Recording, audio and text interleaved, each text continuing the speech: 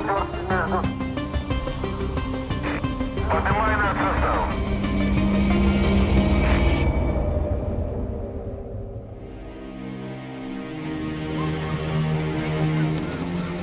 Soviet dream that became a nightmare. A disaster officials tried to cover up. As a brave few battled to stop radiation spreading across the globe. Using top-secret Soviet documents and hearing from those who risked everything.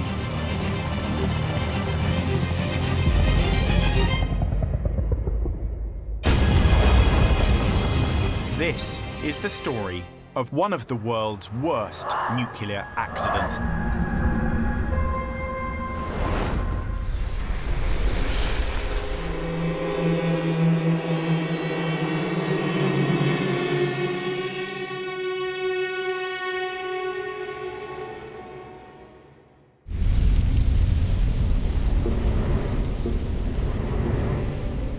Chernobyl nuclear power plant. Reactor number 4 is on fire. That was a picture worth of Dante Inferno. There had never been a fire like this before. A long overdue safety test on reactor number 4 has gone disastrously wrong. What had once been a 17-story building wasn't there anymore. It's clear the reactor's finished, it's gone, it's in flames. The firefighters, the hoses were actually melting under the intense heat. The asphalt under their feet was melting too, sucking their boots off. The severe heat is the least of the firefighters' problems. The firefighters who were first on scene reported tasting a metallic taste in the air. And this was essentially, particles of the nuclear fuel itself.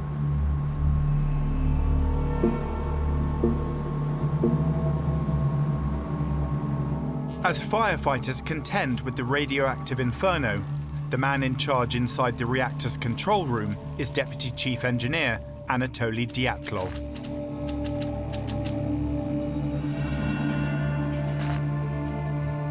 Dyatlov and his colleagues in the control room are trying to make sense of what's just happened. The control panel is telling Dyatlov there's no water in the reactor system. That would be amazingly terrifying. I can't imagine what that must have been like. You have to have constant supply of very large amounts of water to keep the reactor cool, or it will melt down. Imagine losing water in your radiator in your car. The engine overheats. The parts would distort. It would seize. The same thing happens within a nuclear power plant. Dyatlov thinks his main priority at this stage is to protect the reactor. Dyatlov orders the gates of the coolant pipe valves to be opened to get more water into the reactor. One of the operatives from outside comes running in, and he's got what's called a nuclear tan. His face is red and burned from exposure to radiation. And he tells Dyatlov that the Unit 4 reactor has exploded. It's up in flames, it's not there anymore. Dyatlov flat out refuses to believe him.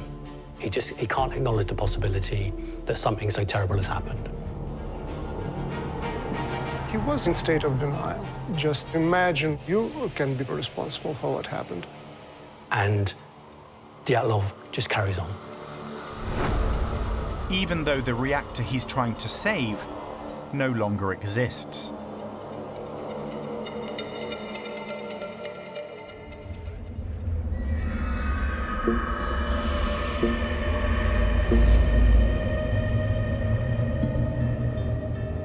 "25 minutes after the explosion, making his way to Chernobyl is the power plant's director, Viktor Brukhanov.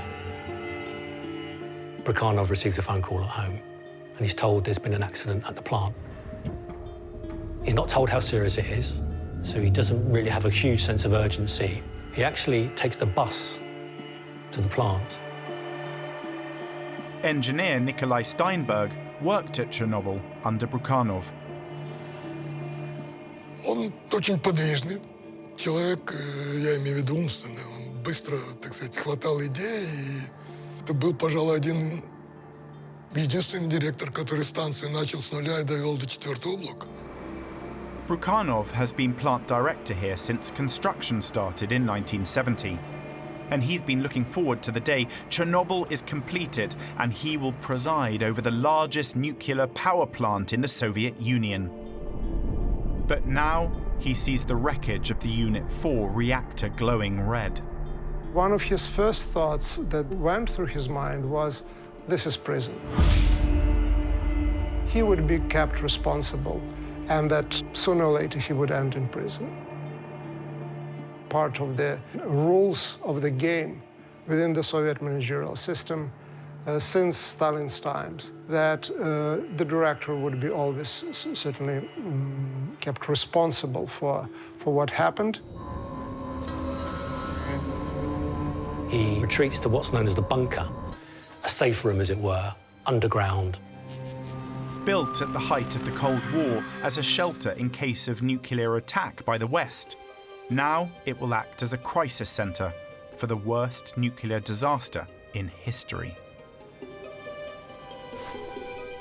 Here, Brukhanov is soon joined by the power plant's resident officer from the security services, the KGB. They were the government watchdog, really, performing the role of the nuclear regulator. Serious questions need to be answered.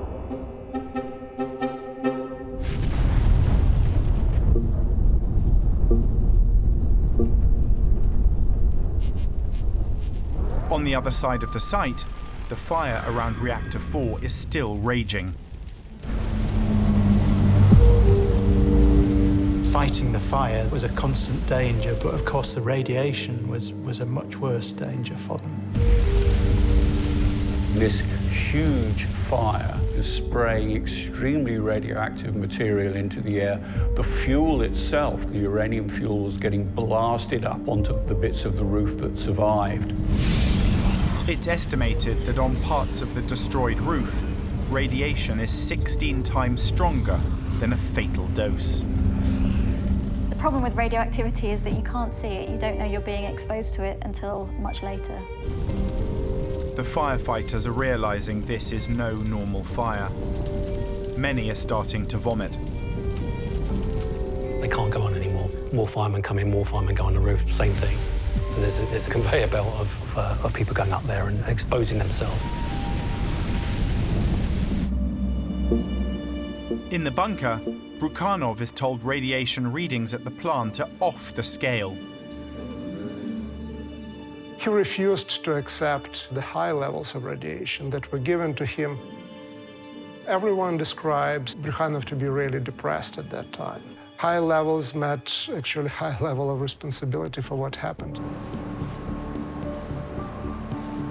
Brukhanov had a very difficult phone call to make to Moscow. It was convenient for him to believe that maybe it's not as bad as we think it is. Brukhanov orders water to be put into the system to save the reactor. There was nothing to save anymore.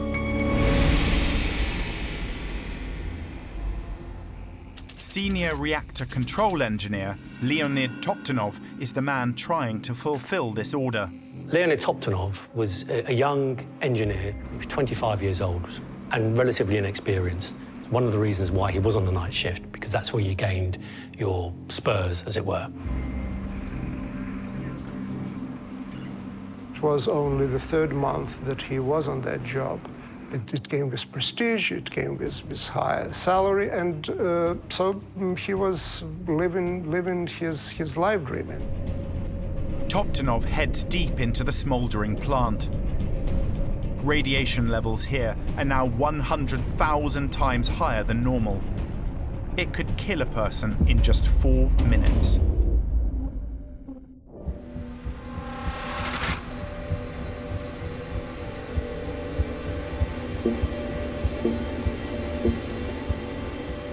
Five hours after an explosion at the Chernobyl nuclear power plant.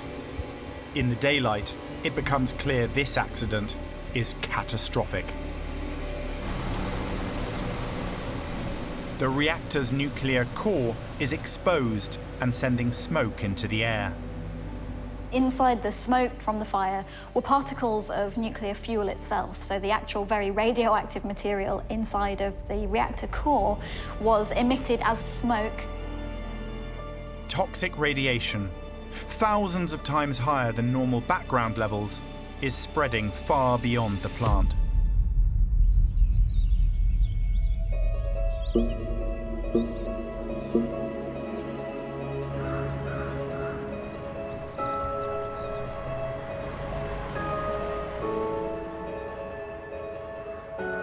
The town of Pripyat, 2 miles from the power plant.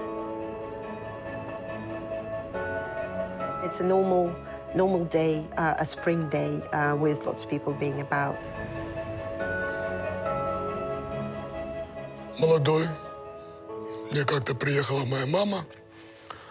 И к вечеру, я был на работе, она вечером, так сказать, походила, погуляла, сказала, у вас в городе только детские коляски, беременные женщины и дети. Вечером, когда люди возвращаются с работы, конечно, становился немножко старее, но средний возраст, по-моему, в городе был где-то 25-27 лет.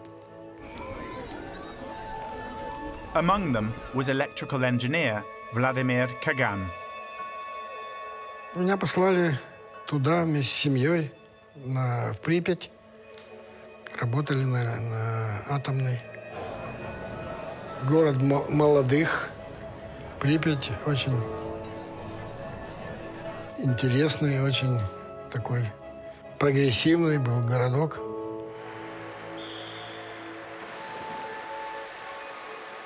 There are lots of children about, the weddings taking place, and they, of course, are absolutely unaware of the catastrophe that has already happened and of the danger that they're in.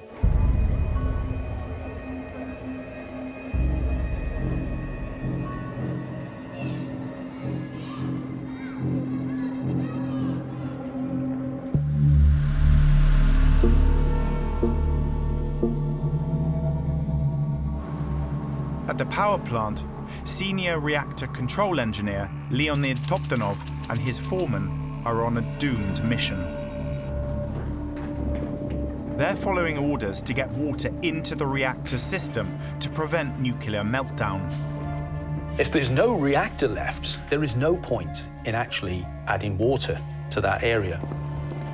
But the electrics have failed, so they're doing the job manually.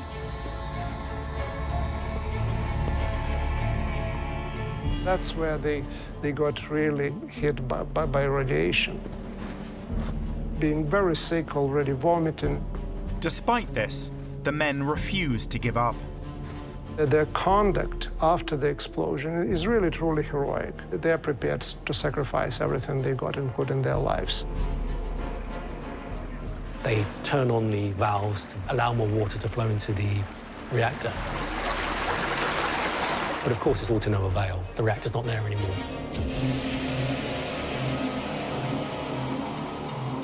But in the process, what they are doing is they're exposing themselves to what turn out to be fatal levels of radiation. In less than 3 weeks, Toptanov would be dead.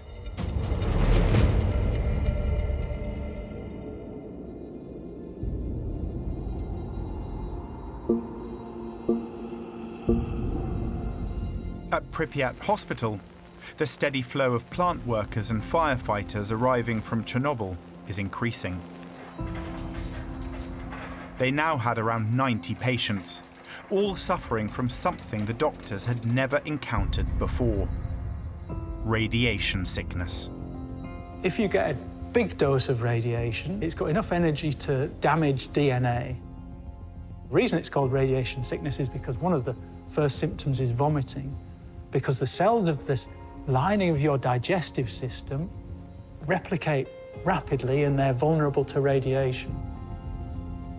After the initial vomiting, other symptoms develop, like hair loss, fever, and radiation burns. For some of them, it probably would have been palliative care because there wasn't much else you could do. But even those patients who weren't beyond help didn't get the treatment they needed. Civilian hospitals in the Soviet Union are not prepared for the kind of disaster that the Chernobyl explosion produces. This is not just because they haven't got the resources or they're underfunded. They're not permitted to even accept the possibility that a disaster like this could happen.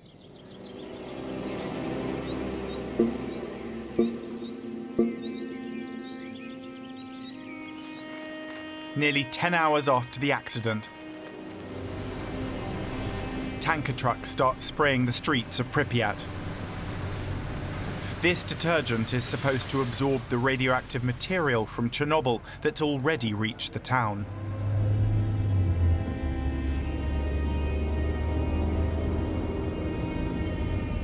But the people of Pripyat, going about their Saturday morning, have been told nothing about the accident. The Soviet Union wanted to keep a lid on this. They didn't want to tell anybody about that. And that applied both to the West, but also to their own citizens. They couldn't control radiation, so they were trying to control the information. There was a ring of steel imposed around Pripyat. If anyone tried to leave the city, they wouldn't have had much joy. They cut down almost immediately the telephone communication between the city of Pripyat and outside world. The Soviet Union didn't do bad news. Catastrophes, accidents, nuclear disasters didn't happen in the Soviet Union. They may happen abroad, they may happen in capitalist countries, but not in the Soviet Union. To keep their totalitarian grip, the Soviet Communist government need to maintain their apparent invincibility.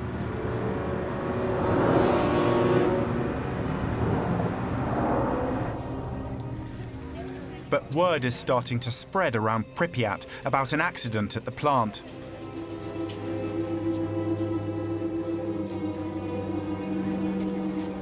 The operators who worked there, they were coming back and they were talking to their families. Some people already knew that something bad happened. С руководством, с друзьями, все они рассказали. Всех одно и то же. Одно и то же. На улицу не выходить. Старайтесь защищаться, закрыть окна. Потому что радиация стала сильно повышаться с пылью. The security services need to take action. Secret documents reveal how they ensured silence. The KGB reports that measures have been taken to prevent the spread of information about the accident and dissemination of panic-causing rumors. Panic is a euphemism for people learning the truth. KGB was considered to be an all-powerful organization with ears and eyes everywhere. It didn't take much to convince the population that they had to be really very careful. No one is to find out what's happened earlier that night at Chernobyl.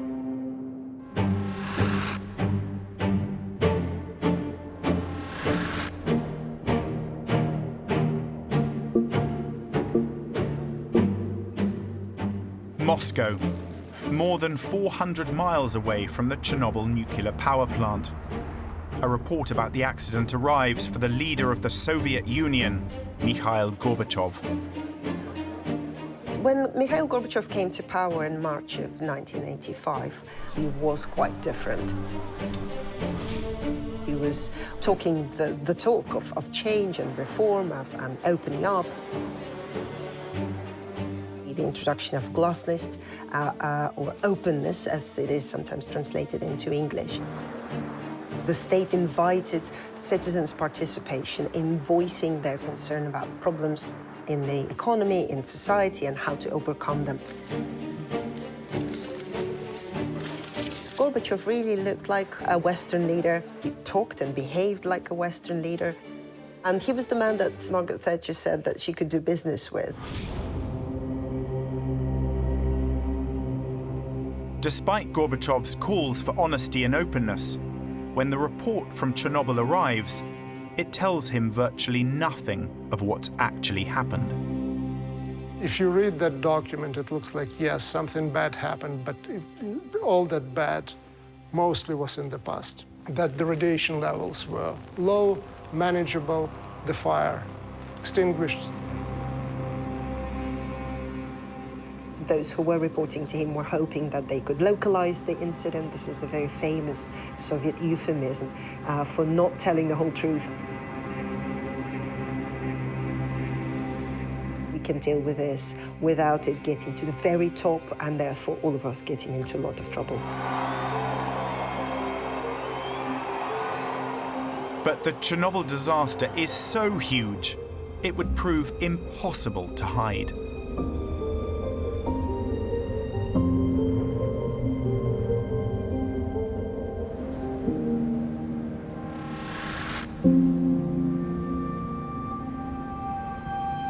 "200 miles north of Chernobyl. On the day that the Chernobyl disaster happened, I was in Minsk, in Belarus. I was in school.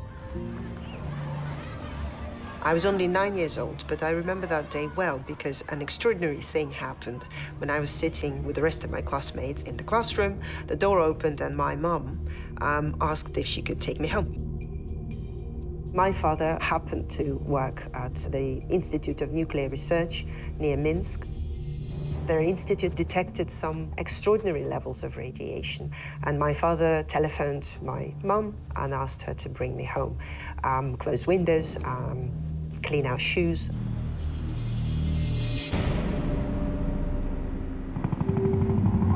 With radiation continuing to pour out of the reactor, the government in Moscow will be forced to act.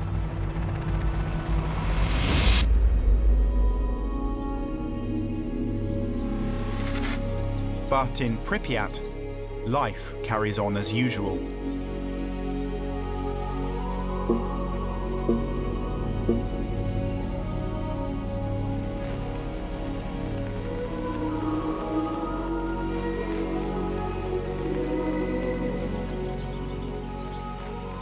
Then, a day and a half after the accident,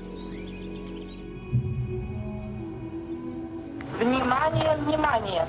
Внимание! Уважаемые товарищи! Городской совет народных депутатов сообщает, что в связи с аварией на Чернобыльской атомной электростанции в городе Припяти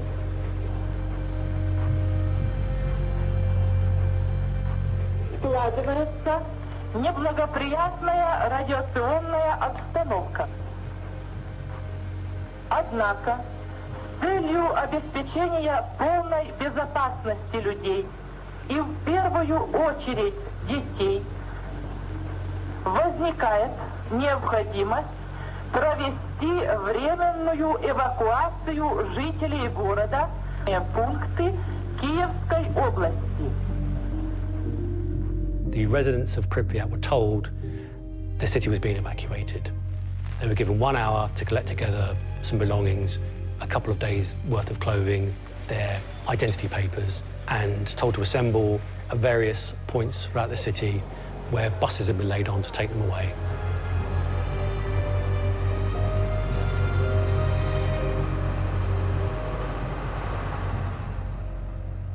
Стояли, выезжаем на 3 дня.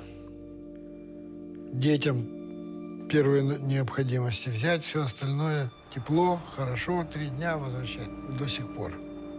Так что вот так мы и узнали. In just 4 hours, the entire population of Pripyat would be evacuated.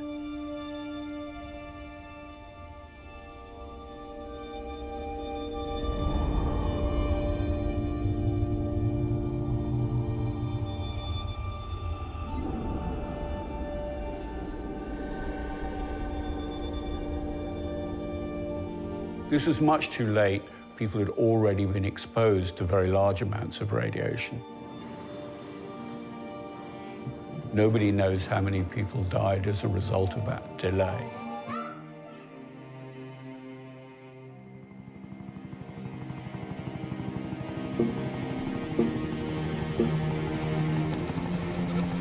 As Pripyat began to empty, a helicopter is taking off on a special mission. It was pretty quickly clear that spraying water into the reactor was not going to put out these fires. So they decided that they would have to smother the fire. And the only way to do that was to bring in helicopters. Each helicopter is to lift a small portion of the 50,000 bags of sand it's estimated will be needed to drop them into the reactor core. These were military-trained helicopter pilots, so they knew what they were doing. They were very skilled. And of course, they were very brave. Captain Alexander Maruhin flew alongside other helicopter pilots who were trying to put out the fire.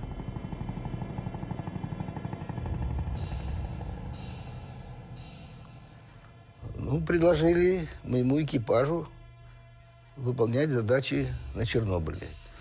Но об этом никто не знал, и нам никто ничего не говорил.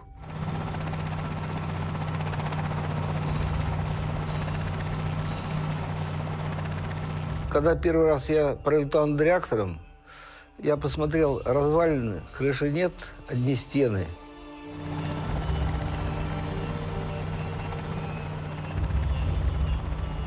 Вниз туда мне некогда смотреть, я сам командир корабля. Чувство было, когда пролетаешь над самим реактором, какой-то такой запах и есть, такой запашок такой. Хоть и вертолет мой был бронированный и герметичный, но все равно запах был. Кислота такая вот. Все практически, кто были в этой зоне, все получили заболевания. Все получили.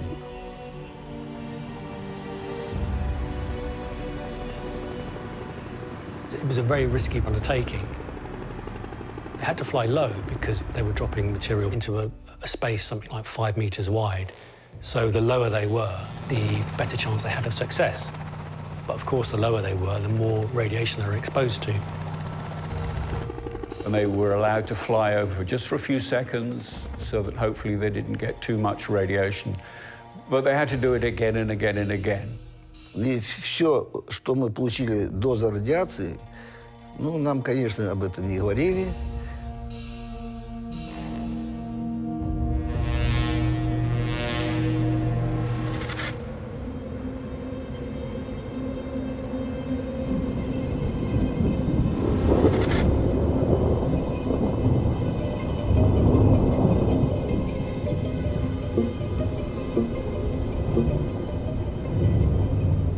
Workers at a nuclear power plant north of Stockholm in Sweden went into work.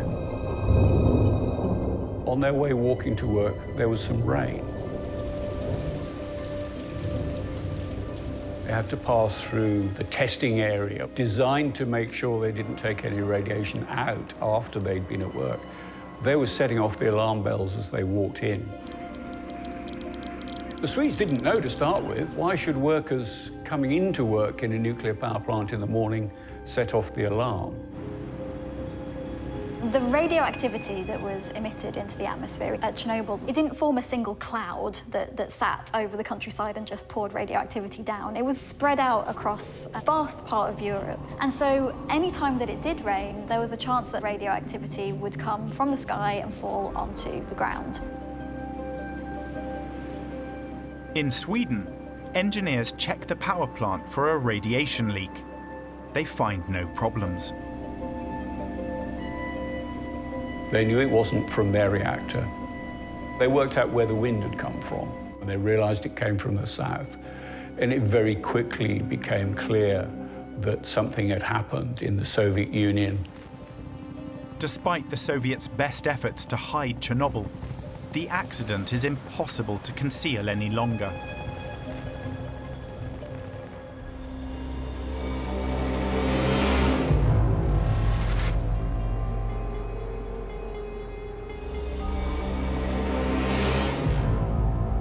3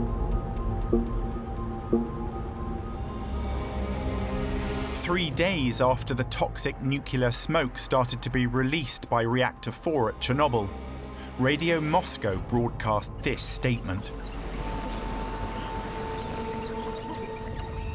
На Чернобыльской атомной электростанции произошла авария.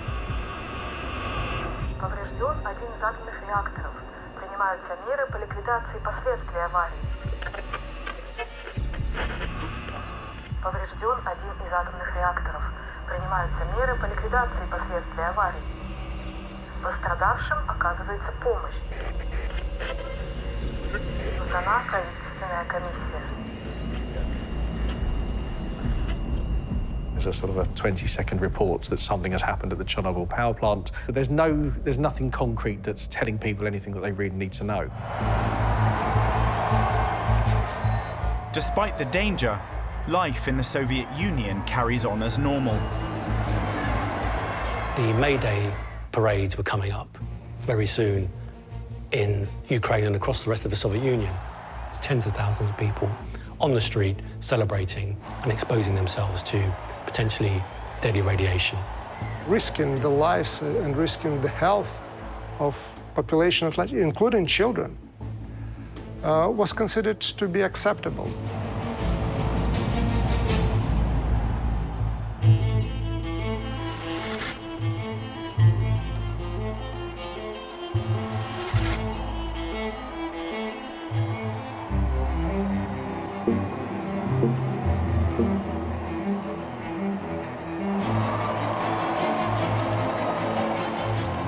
Five days after the catastrophic accident at the Chernobyl nuclear power plant, it's May Day. 1st of May was a major holiday in the Soviet Union. It was the Labor Day, as it is in this country. But of course, in the Soviet Union, it had enormous political significance because the Soviet Union is the state of the workers, the state of the laborers. It was a day off, no matter which day of the week it was.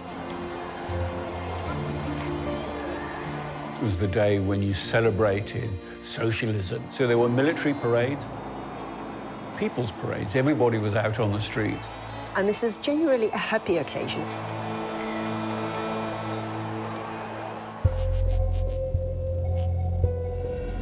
May Day parades are also taking place throughout the USSR, including the towns and cities much closer to Chernobyl.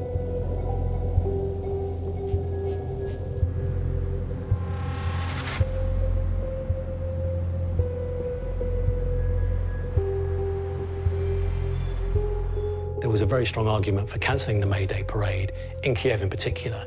Kiev is 100 kilometres from Chernobyl. It was experiencing very high levels of radiation.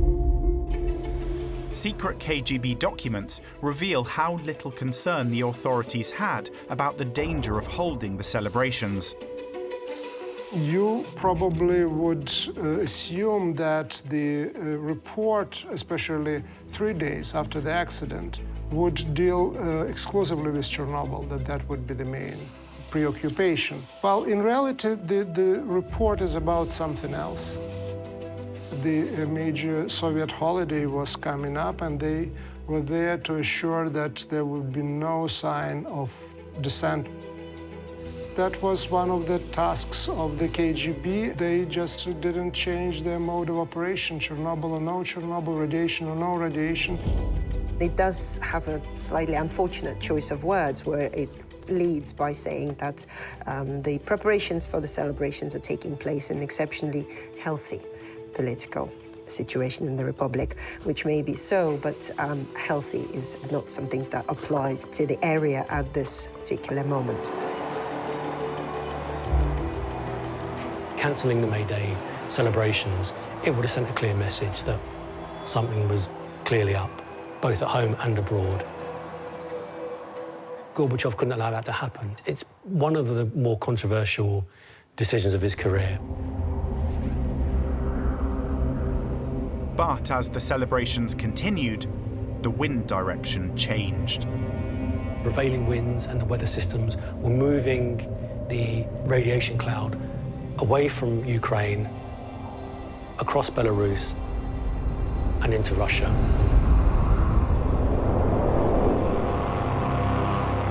Within the Soviet Union, all states are supposed to be equal, but clearly some were more equal than others. And at the top of the tree was always Russia. It was the seat of government, it was where many of the leaders came from.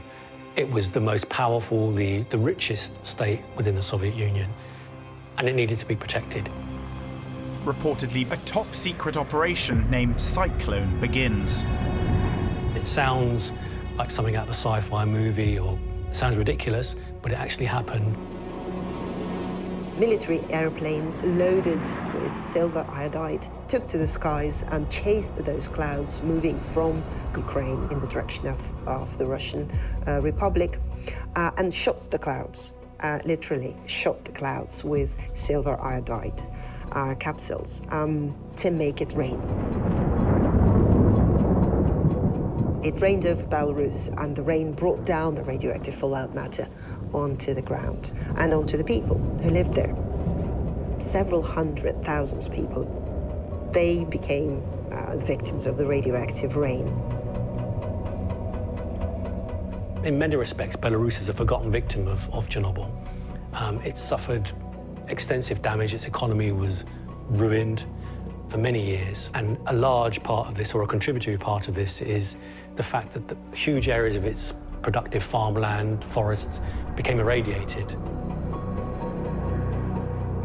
One of the main areas of contamination I've worked in on the east of Belarus has levels of radioactive cesium that are almost the same as what you see in Chernobyl. The Soviet Union needed help, and it would arrive through back channels.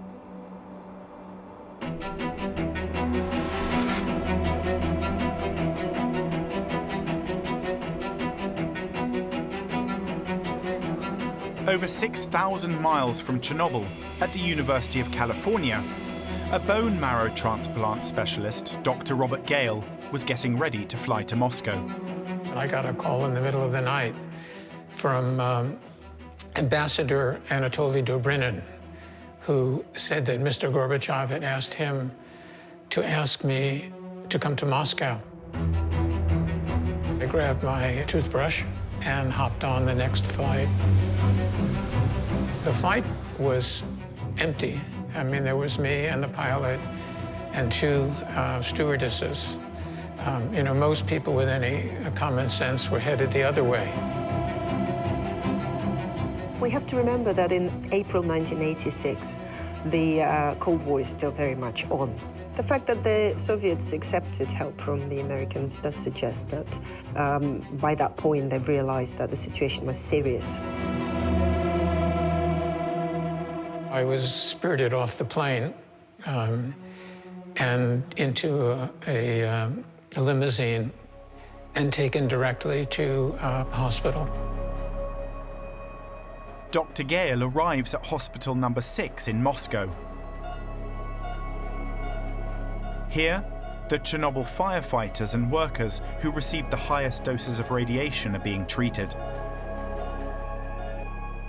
Their bone marrow, stuff in our bones that produces the red blood cells and white blood cells and platelets, has been irreversibly destroyed. So they're going to die of infection or bleeding. Dr. Gale had a pioneering solution to help these patients.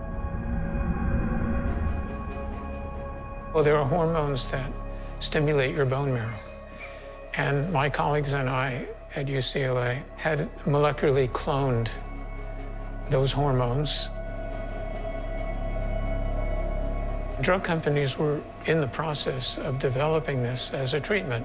So you would give this hormone to some cancer patient who got chemotherapy, and this would make their bone marrow recover. Now, you know, we had given these hormones to mice and dogs and even monkeys, but we haven't given it to humans before. Of course, the Politburo said no. They said, well, we don't want Soviet citizens to be guinea pigs.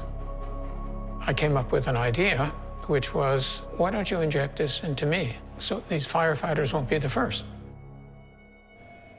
Dr. Gale and his Russian counterpart at Hospital 6 both took doses of the untested hormones. Our blood counts went up the next morning. We were the guinea pigs, and we got permission. We had about 204 people in the hospital with radiation sickness. 29 of them died. So we were able to rescue more than 90%. 6 days after the accident, an exclusion zone is set up around the Chernobyl nuclear power plant.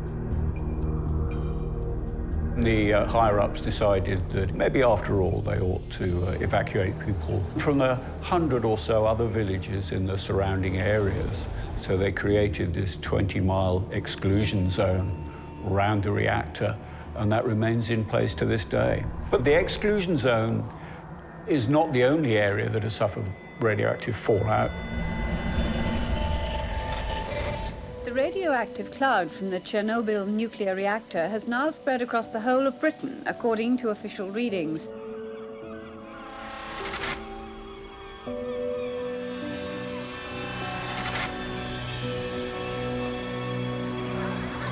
In the UK, the May Bank holiday weekend is getting underway. Radiation spread with the winds. Any parcel of air that had gone over Chernobyl during the 10 days when it was burning was radioactive.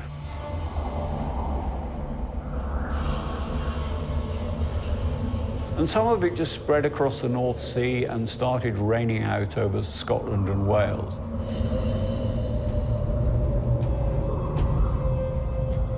People started to be told that they shouldn't go out in the rain. People wouldn't harvest vegetables from their allotments because they were frightened. This is in the UK, not just round the corner from the reactor. So people were very worried. The authorities were very worried. It was, I remember, a really scary time when it was going on.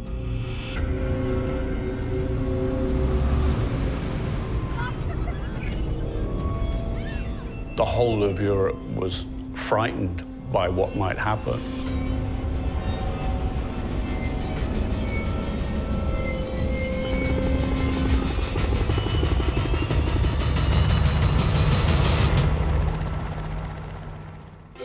Next time, a deadly cleanup operation begins. The rule really was that the job had to be done. The liquidators were really the heroes of the story of Chernobyl. A shocking tragedy adds to the death toll. Это просто катастрофа. And war threatens the safety of Chernobyl once more. The unthinkable of attacking nuclear power stations has happened.